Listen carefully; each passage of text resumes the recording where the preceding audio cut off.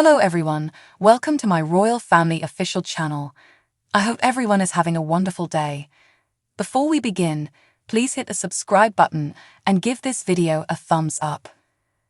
The Duchess of Cambridge has always dazzled admirers with her artistic abilities.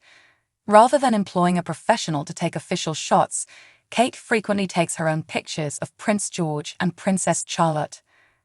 Kate has become so proficient at her craft that the Queen's favorite photographer, Hugo Ritson-Thomas, has given her the go-ahead. Hugo commended the Duchess in an interview with Hello Online, adding, "Her recently published photographs of Prince George and Princess Charlotte amply demonstrate her knowledge about the techniques of photography." Hugo Ritson remarked, "She knows a lot about photography techniques." Thomas. He continued by saying that during one session, when he was taking pictures of her husband Prince William, Kate was kind enough to come and inspect the specially blacked-out set he had created. Hugo recounted the event as follows. The Duke of Cambridge presented the shamrock to his regiment at their barracks in Aldershot while posing at Windsor Castle in the Colonel of Irish Guards frock coat. The Duke is 6'3", and we wanted him with his hat on. This meant that we had to have a new set specially constructed due to his height. It was an enormous privilege and honor, he said. Hugo is well known for his royal family portraiture, particularly of the Queen. In a famous picture published in August of last year, he shot Her Majesty from 4 distinct perspectives. In 2013, the 90-year-old monarch celebrated her 6th decade as Colonel of the Royal Scots Dragoon Guards by posing for a photo at Windsor Castle. Hugo explained that he made the Queen smile by posing the question, "How would you feel if your horse won the Epsom Derby?" It was the one classic that she had not yet owned. 42 photos of the Queen and her domestic workers are included in his new book. Hugo prepared a limited edition book, The Queen's People, which comprises 42 images of the monarch and her domestic staff, as a tribute to Her Majesty's birthday and to commemorate her longest reign. The exquisitely crafted, hand-bound book, produced by Assouline, had its debut last week at Maison Assouline in London. The relationship between the Prince of Wales and his 2 sons, Prince George and Prince Louis, is very touching. While it's common knowledge among royal enthusiasts that the British royal family often passes down conventional family names like Elizabeth and George, Prince William, and Princess Kate are just 2 examples of individuals who have adopted certain monikers to honor departed loved ones. One touching name that unites Prince William with his boys, Prince George, who is 10, and his youngest son, Prince Louis, who is 5, is that they are all named Louis. Prince William and Prince George both have Louis as a middle name, although Kate and William's youngest son has the name as his Christian name. George Alexander Louis is the entire name of George, while William Arthur Philip Louis is the complete name of the Prince of Wales. Additionally, there's a heartfelt backstory.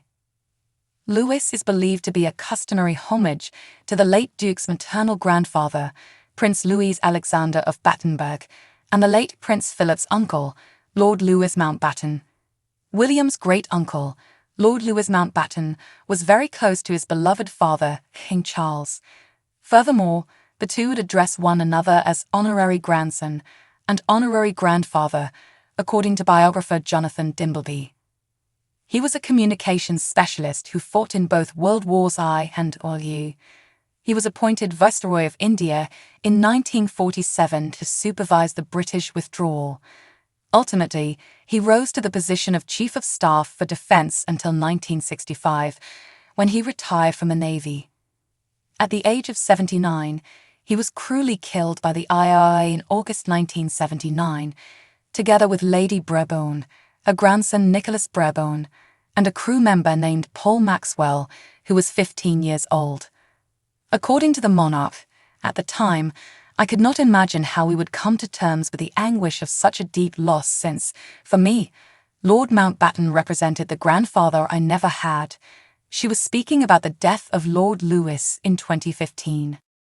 So it appeared as though the foundations of everything we held dear in life had been irrevocably torn apart, he went on.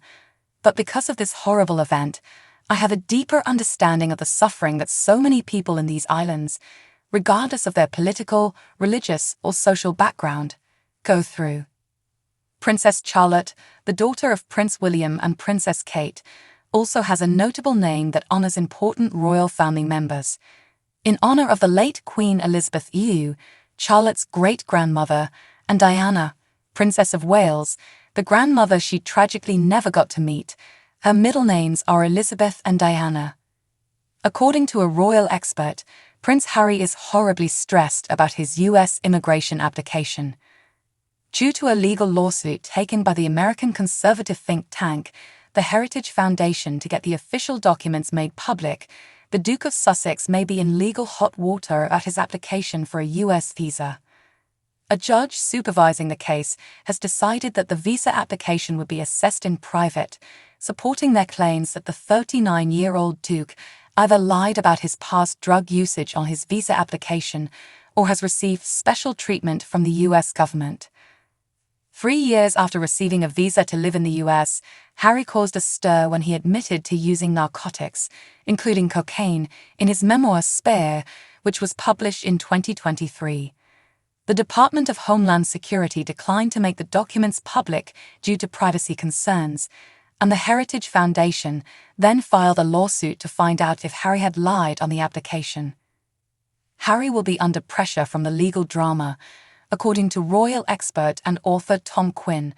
While the case continues in Washington, D.C. Quinn exclusively tells Mirror he may get special treatment, but his upcoming court case could just as easily jeopardize his status in the States. If the information he provided on his immigration forms is inconsistent with his statements in Spare, he can possibly be asked to leave the country. Harry is extremely stressed out, but as usual, he has enlisted the best attorneys money can buy, say the couple's pals. Quinn also implied that Harry was naive to believe there would be no repercussions if he disclosed his prior drug usage in his memoir. Quinn said, Harry would never have thought that being so transparent about his drug use in Spare might cause issues with his U.S. visa application. He's incredibly naive, having grown up in a world where everything is done for you, and you are automatically given advice and leaned on to do the right thing. The royal writer accused Harry's bride Meghan Markle of instilling the prince with a renewed sense of self-worth, which led him to write the shocking admissions in his memoir. Quinn continued, but with Meghan, he suddenly discovered he could decide what he wanted to do and say without consulting anyone but his wife, and he blundered. He found the freedom exhilarating, but didn't realize it was also dangerous, and he may now pay the price. Following U.S. Ambassador Jane Hartley's insistence that the Duke of Sussex would not be deported while President Joe Biden was in the White House, campaigners from the Heritage Foundation have intensified their calls for the disclosure of Harry's visa application.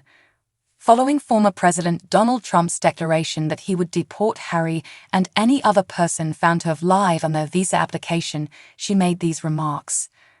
Following reports that Prince Harry and Meghan Markle were going through a difficult time in their relationship, they recently participated in the Royal Salute Polo Challenge. A body language expert claims that by doing so, they showed the British royal family how strong their relationship is.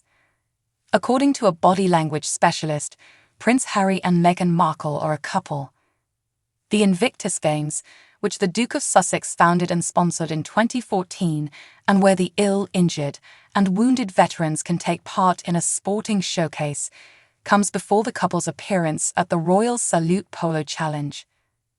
Darren Stanton said Prince Harry showed Meghan Markle love and affection, and that the two of them appear to be in a good place.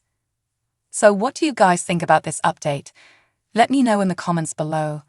And if you like my videos, please press like and subscribe for more. I'll see you guys next time.